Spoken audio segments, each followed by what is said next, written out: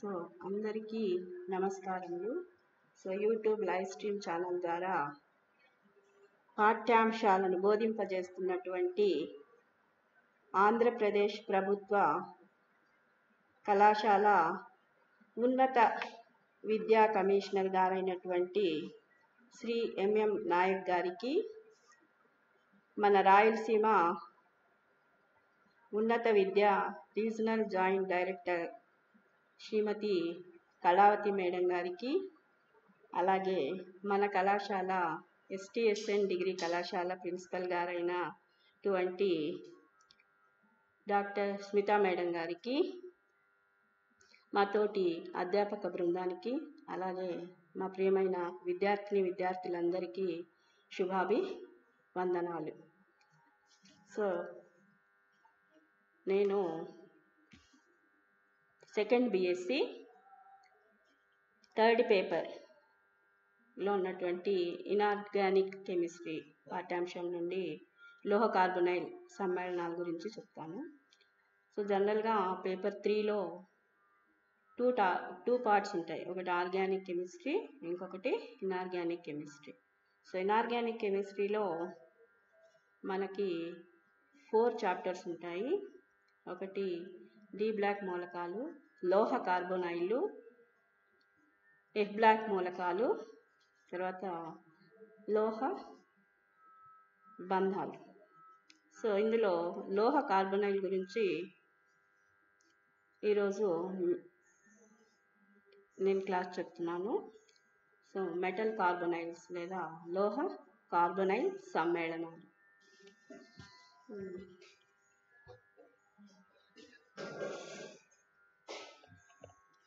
కొంచెం చేసి స్టార్ట్. లోహ కార్బొనైల్ సమ్మేళనాలు. సో ఇది చిన్న చాప్టరు. ఎంత చిన్న చాప్టర్ అయినా చాలా ఇంపార్టెంట్ వన్ కూడా. సో ఫస్ట్ వచ్చేసి లోహ కార్బొనైల్ సమ్మేళనాలు. లోహ కార్బొనైల్ సమ్మేళనాలు అంటే, సో లోహ అయాను కార్బొనైల్ సమూహంతో కలిసి ఏర్పరిచేటటువంటి సమ్మేళనాలనే మనము లోహ కార్బొనైల్ సమ్మేళనాలు అని అంటారు. జనరల్గా వీటిని MxCOY అనేటటువంటి ఫార్ములాతో సూచిస్తాం. సో M అనేటటువంటిది మెటల్ అయాను, CO వచ్చేసి కార్బొనైల్ సమూహం. సో ఇక్కడ లోహ అయాన్ వచ్చేసి జనరల్గా డి బ్లాక్ మూలకమే ఉంటుంది. సో కార్బొనైల్ సమూహము ఈ డి బ్లాక్ మూలకాలతో ఉన్నటువంటి డి బ్లాక్ మూలకాలతో కలిసి ఈ లోహ కార్బొనైల్ సమ్మేళనాలను ఏర్పరుస్తాయి. సో ఇక్కడ ముందుగా మనము ఈ లోహ కార్బొనైల్ సమ్మేళనాలు ఎలా ఏర్పడతాయి, సో ఫస్ట్ ఎలాంటి బాండ్ ఫామ్ అవుతుంది. సో జనరల్గా రసాయన బంధాలని మనము 3 రకాలుగా చెప్పుకోవచ్చు. ఒకటి అయానిక బంధము, సంయోజనీయ బంధము, సమన్వయ సంయోజనీయ బంధం. సో ఒకటి అయానిక బంధము, సంయోజనీయ బంధం,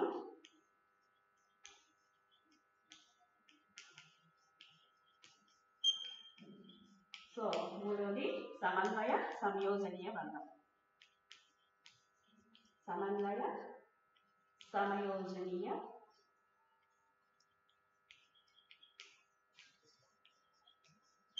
సో ఇందులో మొదటిది వచ్చేసి అయానిక బంధం. సో ఎలా ఏర్పడుతుందంటే, 2 అయానిక విరుద్ధ ఆవేశాలు కలిగినటువంటి పరమాణువుల మధ్య పరస్పర ఆకర్షణ వల్ల మాత్రమే ఈ అయానిక బంధం ఏర్పడుతుంది.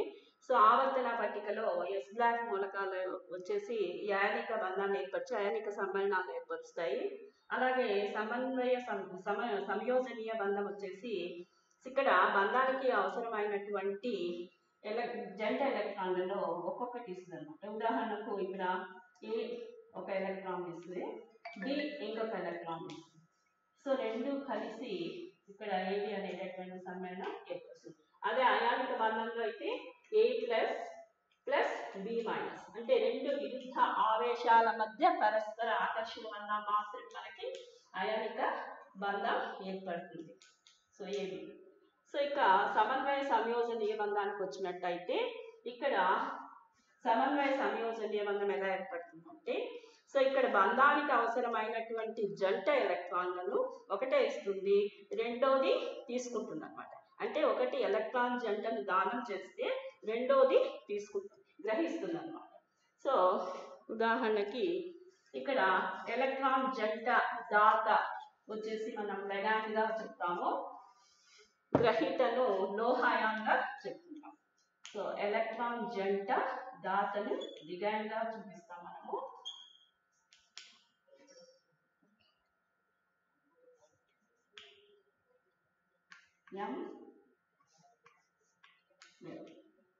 సో ఇక్కడ జంట ఎలక్ట్రాన్లను లోహ అయానుకు దానం చేయడం వల్ల ఇక్కడ మనకి సమన్వయ సంయోజనీయ బంధం అనేది ఏర్పడుతుంది.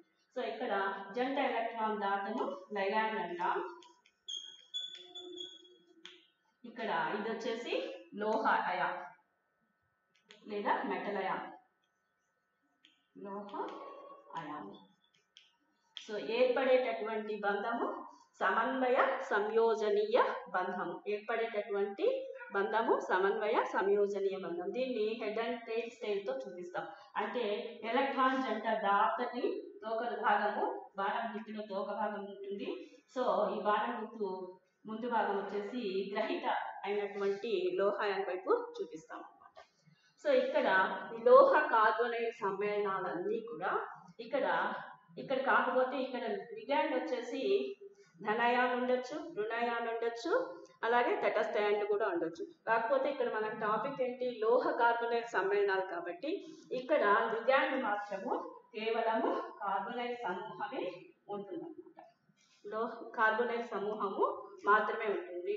ఈ లోహ కార్బోనైల్ సమూహము లిగాండ్, ఈ కార్బోనైల్ లిగాండ్ వచ్చేసి లోహ అయాన్లకు జంట ఎలక్ట్రాన్లను దానం చేసి ఇక్కడ సమన్వయ సంయోజన బంధాన్ని ఏర్పరుస్తుంది. ఇక్కడ లోహాయాన్లు వచ్చేసి జనరల్గా మనకు డి బ్లాక్ మూలకాలే ఉంటాయి. అందులో కూడా first series of D block మూలకాలనే మనం ఎక్కువగా ఈ సమన్వయ సంయోజనీయ సమ్మేళనాలు ఏర్పరుస్తాయి.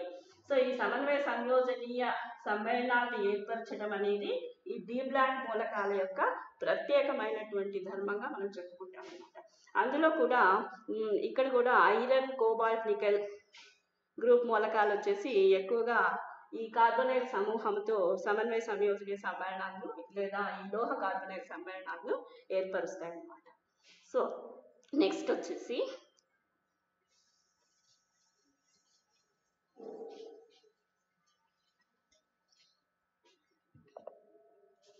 కార్బోనైల్ల యొక్క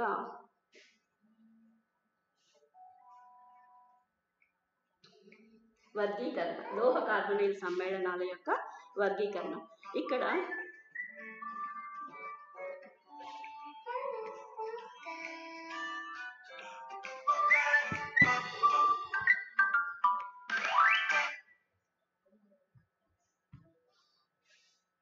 సో లోహ కార్బోనైల్ని 3 రకాలుగా వర్గీకరించారు.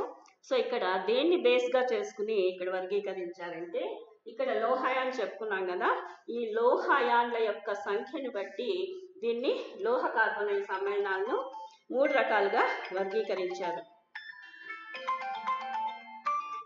మేడం తర్వాత చేయండి మేడం. సో లోహ కార్బోనైల్ సమ్మేళనాలు 3 రకాలుగా వర్గీకరించారు. దేన్ని బేస్ చేసుకుంటే లోహాయాన్ యొక్క సంఖ్యను బట్టి. ఉదాహరణకు సో మొదటిది వచ్చేసి మోనోకార్బోనైల్ సమ్మేళనాలు,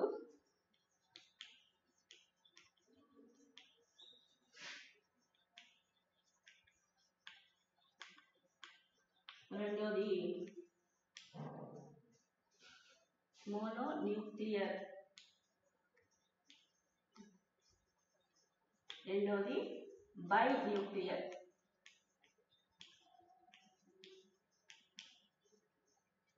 కార్బోనైల్ సమ్మేళనాలు,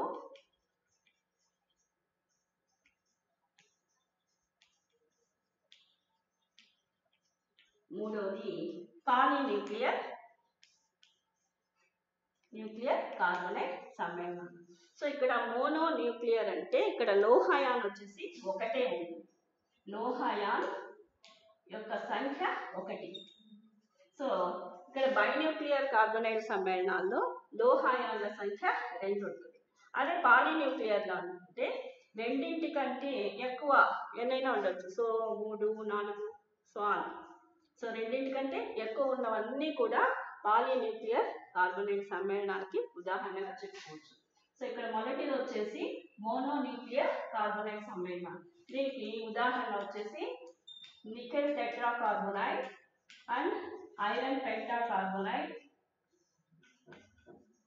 and vanadium hexacarbonide and so on. So అదే బైన్యూక్లియర్ కార్బొనైల్ సమ్మేళనాలకు వచ్చినట్టయితే Fe2 ఐరన్ అలా కార్బొనైల్ అంటారు దీన్ని. అలాగే కోబాల్ట్ ఆక్టా కార్బొనైల్. అదే పాలీన్యూక్లియర్ కార్బొనైల్ సమ్మేళనాలు అయితే ఐరన్ డూడెకా కార్బొనైల్. సో ఇక్కడ మోనోన్యూక్లియర్లో వచ్చేసి ఇక్కడ లోహాయాన్ వచ్చేసి ఒకటే ఉంది. సో నికెల్ వచ్చేసి ఒకటే ఉంది. అలాగే ఐరన్ కూడా ఒకటే ఉంది. సో ఇక్కడ వెనేడియం వచ్చేసి ఒకటే ఉంది. ఇవన్నీ కూడా లోహాయాన్. సో లోహాయాన్ల సంఖ్య ఎంత ఉండాలి? ఒకటే ఉండాలి. అలాంటి వాటిని మనం ఏమంటాము? మోనో న్యూక్లియర్ కార్బొనైల్ సమ్మేళనాలు. అదే బైన్యూక్లియర్ కార్బొనైల్ సమ్మేళనాల్లో ఐరన్ ఇక్కడ న్యూక్లియస్ యొక్క సంఖ్య లోహ అయాన్ యొక్క సంఖ్య 2 ఉంటుంది. అలాగే కార్బొనిక్ ఐరన్ అలా కార్బొనైల్ అలాగే కోబాల్ట్ ఆక్టా కార్బొనైల్. ఇందులో లోహాయాన్ల సంఖ్య 2 ఉంది. సో ఇక్కడ ఎన్ని ఉన్నాయి? ఐరన్ 2 ఉంది. అలాగే కోబాల్ట్ కూడా 2గా ఉందన్నమాట. సో ఇక్కడ పాలీన్యూక్లియర్ వచ్చేటప్పటికి రెండింటి కంటే ఎక్కువ. అంటే ఇక్కడ ఐరన్ ఎన్ని ఉన్నాయి? 3 ఉన్నాయి. So iron dodecacarbonyl. So ఇది వచ్చేసి పాలీన్యూక్లియర్కి ఎగ్జాంపుల్గా చెప్పుకోవచ్చు అన్నమాట. సో ఇక్కడ ఈ లోహ కార్బొనైల్ యొక్క క్లాసిఫికేషన్ అయిన తర్వాత సో ఈ లోహ కార్బొనైల్ యొక్క స్థిరత్వం గురించి చెప్పుకుందాం. సో లోహ కార్బొనైల్ స్థిరత్వం గురించి చెప్పుకునే కంటే ముందు మనము ఈ లోహ కార్బొనైల్ ఎలా ఏర్పడతాయి, ఈ లోహ కార్బొనైల్ గురించి మనము క్లాసిఫికేషన్, దాని యొక్క స్ట్రక్చరు, అలాగే ఈ నిర్మాణము, ఇవన్నీ స్థిరత్వం గురించి తెలుసుకునే కంటే ముందు ఒక సిరీస్ చెప్తాను. ఆ సిరీస్ని బాగా బైహార్ట్ చేయాలి. అది బాగా వచ్చిందంటే ఫర్దర్గా చెప్పబోయే టాపిక్స్ అన్ని కూడా మనకి ఈజీగా ఉంటాయి. సో ఉదాహరణకి ఫస్ట్ సిరీస్ ఆఫ్ డిబ్లాక్ మూలకాలు scandium, titanium, vanadium, chromium, manganese, iron, cobalt, nickel, copper and zinc. So ఇవన్నీ ఈ మొత్తం అన్ని స్కాండియం టు జింక్ వరకు ఫస్ట్ సిరీస్ ఆఫ్ డిబ్లాక్ మూలకాలు ఉంటాయి. ఇందులో scandium atomic number 21, titanium 22, 23, 24, 25, 26, 27, 28, 29, 30. So ఇక్కడ ఈ ఉదాహరణ దీన్ని జనరల్ బాహ్య ఎలక్ట్రాన్ విన్యాసం చూసినట్లయితే దీనికి జనరల్ ఎలక్ట్రానిక్ కాన్ఫిగరేషన్ వచ్చేసి 3d1210 4s2. సో ఇక్కడ ఆక్సీకరణ స్థితిని మనం క్యాలిక్యులేట్ చేయాల్సిన అవసరం ఉంటుంది. సో ఈ ఆక్సీకరణ స్థితి క్యాలిక్యులేట్ ఈజీగా ఎలా చేసుకోవచ్చు అంటే ఇక్కడ 21 ఉంది కదా. సో ఇక్కడ +2 ఆక్సీకరణ స్థితిలో ఈ డి బ్లాక్ మూలకాలు చాలా స్థిరంగా ఉంటాయన్నమాట. సో ఇక్కడ 2 ఎలక్ట్రాన్లను కోల్పోవడం వల్ల మనకి +2 ఆక్సీకరణ స్థితి ఏర్పడుతుంది. సో స్కాండియం నుండి 2 ఎలక్ట్రాన్లు బయటికి పోయినట్టయితే అక్కడ మనకు స్కాండియం +2 ఉంటుంది. ఆ +2 ఆక్సీకరణ స్థితిలో బిలో మనకి ఎన్ని ఎలక్ట్రాన్లు ఉంటాయంటే 1 ఎలక్ట్రాన్ ఉంటుంది. అలాగే టైటానియంకి అయితే 2 ఎలక్ట్రాన్లు ఉంటాయి. సో ఇక్కడ వెనేడియం 23కి అయితే బాహ్యకర్పరంలో ఏ స్థితిలో +2 ఆక్సీకరణ స్థితిలో. +2 ఆక్సీకరణ స్థితి ఎలా వస్తుంది? ఒక ఎలక్ట్రాన్ పోతే +1 వస్తుంది, 2 ఎలక్ట్రాన్లు పోతే +2 వస్తుంది. +2 అంటే ఇక్కడ చూడండి 1 to 10 కదా. సో బాహ్యకర్పరంలో స్కాండియం ఎగ్జాంపుల్ తీసుకున్నట్టయితే Dలో ఒక ఎలక్ట్రాన్ ఉంటుంది, 4sలో 2 ఎలక్ట్రాన్లు ఉంటాయి. సో ఈ బాహ్యకర్పరంలో ఉన్నటువంటి 4sలో ఉన్నటువంటి 2 ఎలక్ట్రాన్లను కోల్పోయి ఇక్కడ Dలో ఒక ఎలక్ట్రాన్ మిగులుతుంది అనమాట. సో అంటే స్కాండియం +2 ఆక్సీకరణ స్థితిలో Dలో ఒక ఎలక్ట్రాన్ ఉంటుంది అని దీనికి అర్థం అన్నమాట. అలాగే టైటానియం +2 ఆక్సీకరణ స్థితిలో Dలో D ఆర్బిటాల్లో ఎన్ని ఎలక్ట్రాన్లు ఉంటాయి? 2 ఎలక్ట్రాన్లు ఉంటాయి. సో పైన ఏం చూపించాము? Atomic number. సో ఇక్కడ +2 స్థితిలో ఇక్కడ వేసాం కదా మాకు. సో ఇవన్నీ కూడా +2లో ఎన్ని ఉంటాయి అనే దాన్ని మనం గుర్తుపెట్టుకోవాలి. So D4, D5, D6, D7, D8 and D9, D10. So D9 and D10. So D1 నుండి D10. సో ఒక ఈజీగా గుర్తుపెట్టుకోవచ్చు. స్కాండియం, టైటానియం, వెనేడియం, క్రోమియం ఇవి బై హార్ట్ చేసేసుకోవాలి. సో 21, 23 యాజ్ యూజువల్గా జింక్ వరకు 30 తోటి ఎండ్ అవుతుంది first series of D block మూలకాలు. సో +2 స్థితి వచ్చేటప్పటికి ఇక్కడ 4sలో ఉన్నటువంటి జంట ఎలక్ట్రాన్ బయటికి వెళ్ళిపోవడం అంటే కోల్పోవడం వల్ల మనకి +2 ఆక్సీకరణ స్థితి ఏర్పడుతుంది. ఈ +2 స్థితిలో ఈ అటామిక్ నెంబర్ చివరి ఉంది కదా 1, 2, 23 ఇట్లా ఉంది కదా, దీనికి సమానంగా ఎలక్ట్రాన్లు ఉంటాయి. ఇన్ కేస్ మనం క్యాలిక్యులేషన్ చేసేటప్పుడు ఇక్కడ మనకు +3 స్థితి ఉందనుకోండి, +3 స్థితి అంటే ఇంకొక ఎలక్ట్రాన్ని కోల్పోతుంది అనమాట. ఎలక్ట్రాన్ అప్పుడు దీంట్లో ఏమవుతుంది? 0 అవుతుంది. అలా కాదు +1 స్థితి ఉందనుకోండి, +1 స్థితి అంటే ఒక ఎలక్ట్రాన్ యాడ్ అవుతుంది. సో అప్పుడు D1 4sలో 1 ఎలక్ట్రాన్ ఉంటుంది అనమాట. సో ఇది బాగా గుర్తుపెట్టుకున్నట్టయితే ఫర్దర్ చెప్పేటటువంటి టాపిక్ ఈజీగా. సో ఇక్కడ లోహ కార్బొనైడ్ల యొక్క స్థిరత్వం. నెక్స్ట్ టాపిక్ వచ్చేసి లోహ కార్బొనైడ్ల యొక్క స్థిరత్వం. సో లోహ కార్బొనైడ్ల యొక్క స్థిరత్వాన్ని సిడ్విక్ అనేటటువంటి శాస్త్రవేత్త ప్రాభావిక పరమాణు సంఖ్యా సూత్రాన్ని అనుసరించి ఈ లోహ కార్బొనైడ్ల యొక్క స్థిరత్వాన్ని ఎక్స్ప్లెయిన్ చేశారనమాట. సో ఇక్కడ ఈ ప్రాభావిక పరమాణు సంఖ్యా సూత్రము, దీన్నే ఎఫెక్టివ్ అటామిక్ నంబర్ రూల్ అని కూడా అంటారు. ప్రాభావిక పరమాణు సంఖ్యా సూత్రము,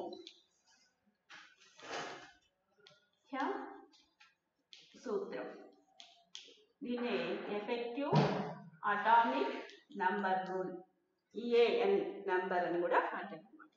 సో ఈ ప్రాభావిక పరమాణు సంఖ్యా సూత్రాన్ని అనుసరించి ఒక సింపుల్ ఫార్ములా ద్వారా మనము దీన్ని క్యాలిక్యులేట్ చేయొచ్చు. సో ఫస్ట్ లోహ అయాన్ యొక్క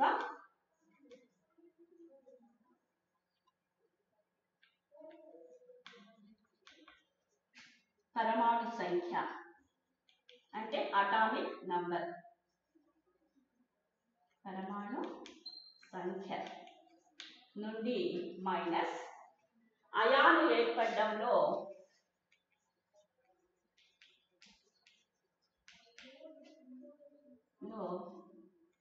కోల్పోయిన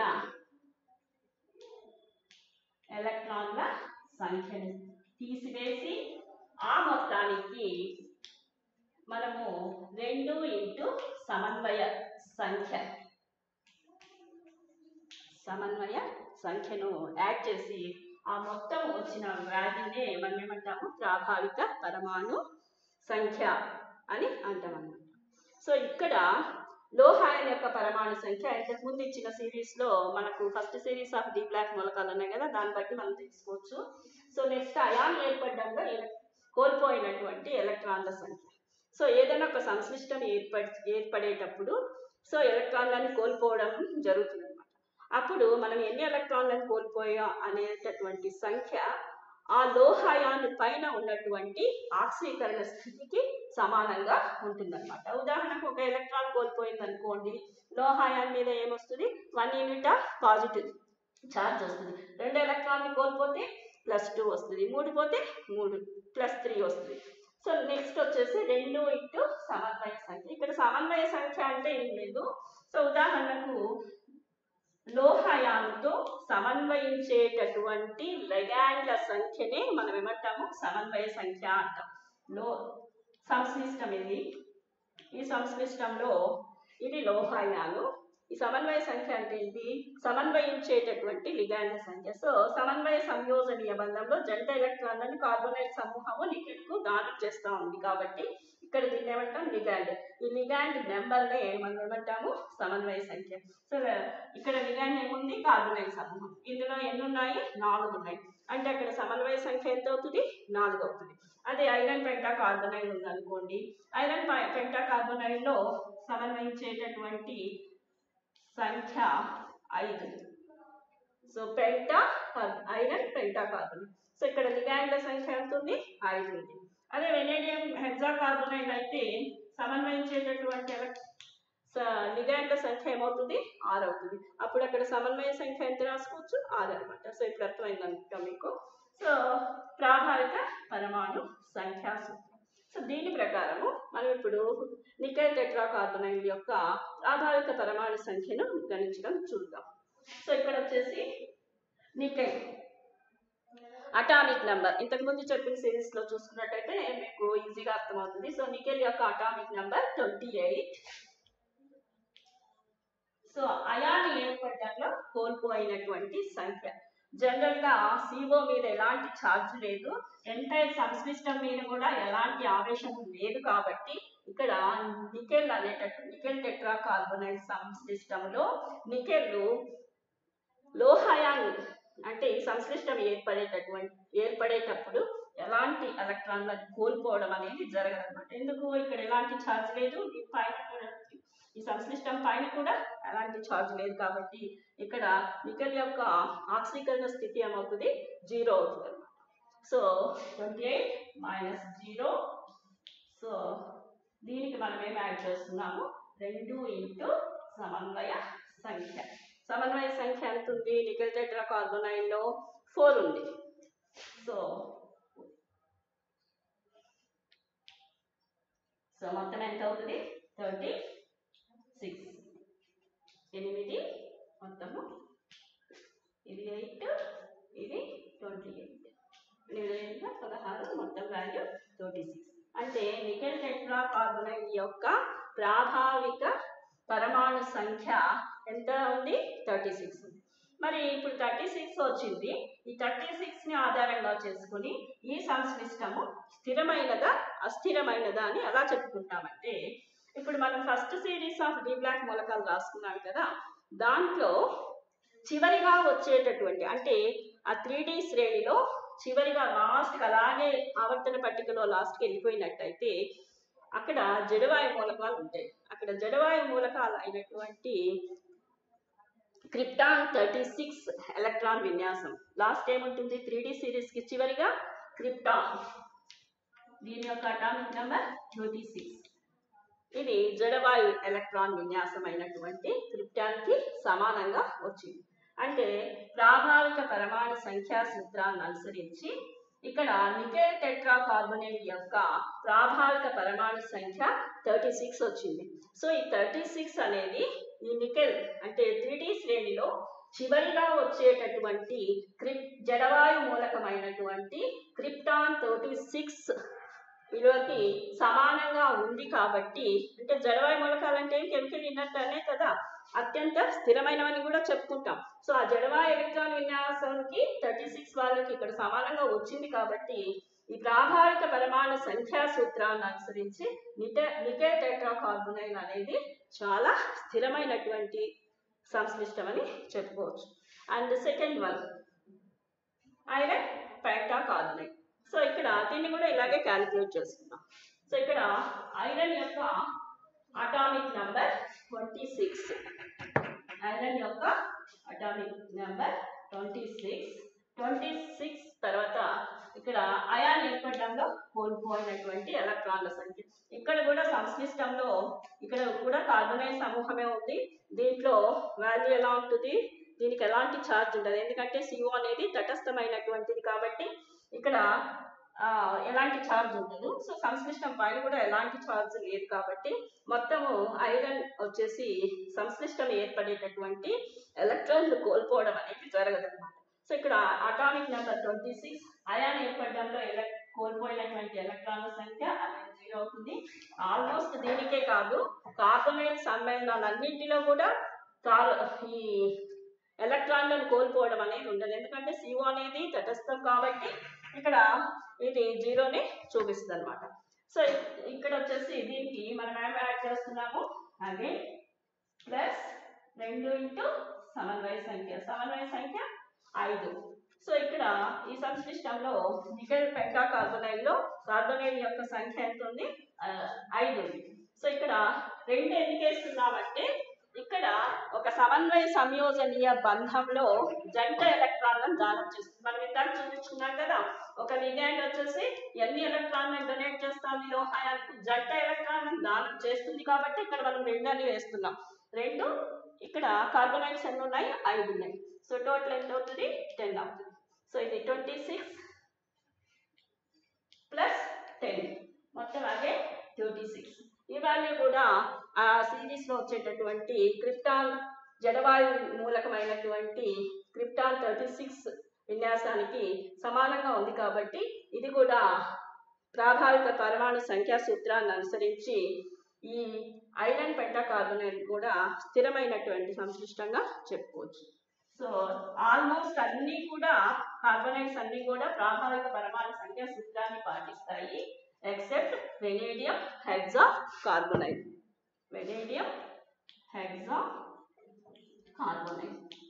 సో ఇక్కడ వచ్చేసి వెనేడియం యొక్క అటామిక్ నంబర్ 23. సో ఎన్ని కార్బొనైల్ సమూహాలు ఉన్నాయి 6 ఉన్నాయి. సో అయాన్ ఏర్పడడంలో అగే ఎలాంటి లాస్ అనేది ఉండదు. సో కాబట్టి ఇక్కడ 0నే అగైన్ ప్లస్ ఇంటూ 2 ఇంటూ సమన్వయ సంఖ్య ఎంత 6. సో 6 సో 23 ప్లస్ ఒక 12 ఎంత అవుతుంది 35 అవుతుంది. సో ఈ సంశ్లిష్టం వచ్చేసి అదే క్రమంలో వచ్చేటటువంటి క్రిప్టాన్ ఎలక్ట్రాన్ జడవాయు ఎలక్ట్రాన్ విన్యాసమైనటువంటి క్రిప్టాన్ 36 కు ఒకటి తక్కువగా ఉంది. అంటే ప్రాభావిక పరమాణు సంఖ్యా సూత్రాన్ని అనుసరించి ఇది ఆ చివరిగా వచ్చేటటువంటి జడవాయు విన్యాసం కంటే ఒక ఎలక్ట్రాన్ తక్కువగా ఉంది కాబట్టి ఈ వెనేడియం హెక్సాకార్బొనైల్ అనేది స్థిరమైనటువంటి సంశ్లిష్టము కాదు అని చెప్పవచ్చు అనమాట. So examination point of view కూడా ప్రాభావిక పరమాణు సంఖ్యా సూత్రము చాలా వెరీ ఇంపార్టెంట్ వన్. దాంట్లో ఖచ్చితంగా ఒక క్వశ్చన్ అడుగుతారు. సో ఇక్కడ అడిగేటప్పుడు కూడా ప్రాభావిక పరమాణు సంఖ్యా సూత్రాన్ని నిర్వచించి ఉదాహరణతో వివరించండి అని కూడా అడగచ్చు. అలాగే క్రింది సంశ్లిష్టాల యొక్క స్థిరత్వాన్ని ప్రాభావిక పరమాణు సంఖ్యా సూత్రాన్ని అనుసరించి వివరించండి. ఉదాహరణకి ఇంతకు ముందు చెప్పుకున్నట్టు నెంబర్ 1 వాళ్ళే ఇస్తారు నికెల్ టెట్రాకార్బొనైల్. సో రెండోది వెనేడియం హెక్సాకార్బొనైల్. సో ఇలా ఇచ్చినప్పుడు ఇందాక చెప్పుకున్నట్టుగా మనం ఏం నికెల్ టెట్రాకార్బొనైల్ ప్రాభావిక పరమాణు సంఖ్యా సూత్రాన్ని అనుసరించి నికెల్ టెట్రాకార్బొనైల్ అనేటువంటి సంశ్లిష్టము క్రిప్టాన్ యొక్క జడవాయు విన్యాసానికి సమానంగా ఉంది కాబట్టి ఇది స్థిరమైనటువంటి సంశ్లిష్టము. సో రెండో సంశ్లిష్టము వెనేడియం హెక్సాకార్బొనైల్, ఇది ప్రాభావిక పరమాణు సంఖ్యా సూత్రాన్ని అనుసరించి ఇది దీని యొక్క వాల్యూ ఎంత వచ్చింది 35. అంటే ఒక ఎలక్ట్రాన్ తక్కువగా ఉంది కాబట్టి ఇది అస్థిరమైనటువంటి సంశ్లిష్టంగా చెప్పుకోవచ్చు అని చెప్పచ్చు. సో ఈరోజు మొత్తం మనం ఏం తీసుకున్నాము, లోహ కార్బొనైల్స్ అంటే ఏమి, దాంట్లో బాండ్ ఎలా ఫామ్ అవుతుంది, అలాగే లోహ కార్బొనైల్ యొక్క స్థిరత్వాన్ని గురించి తెలుసుకున్నాం. So okay, thank you.